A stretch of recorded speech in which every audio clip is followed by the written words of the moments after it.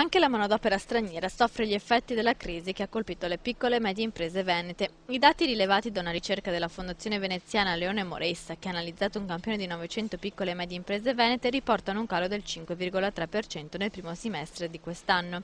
Il credit crunch mondiale ha investito trasversalmente gran parte dei settori, indebolendo il mercato occupazionale e in modo particolare le fasce di lavoratori che si collocano nel gradino più basso della scala occupazionale.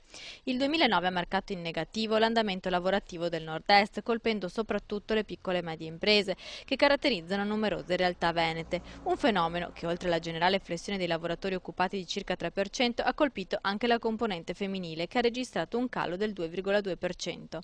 Anche l'Istat, con parametri e metodologie diverse, ha passato sotto la lente di ingrandimento la situazione del nord-est nei primi mesi dell'anno in corso. E quello che emerge è che al nord della penisola il numero dei lavoratori stranieri è calato addirittura del 7,4%. Secondo l'Istat, in Veneto nel primo trimestre del 2009 i numeri degli occupati totali sono calati del 2,2%, mentre per le donne la flessione sfiora addirittura il 4%.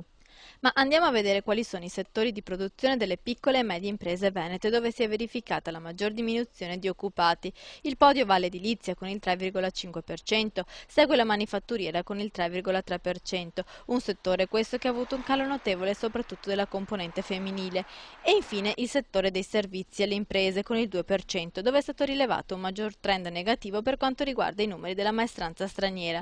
Tra le province che più hanno subito la flessione occupazionale ci sono Treviso, Verona, Rovigo e Vicenza. Seguono Padova e Venezia, che invece sono riuscite a contenere i numeri, mentre la più virtuosa sembra essere Belluno, che ha sentito meno la crisi. Si potrà tirare un sospiro di sollievo verso la fine dell'anno, perché non sono previsti ulteriori tagli nelle assunzioni e nelle maestranze.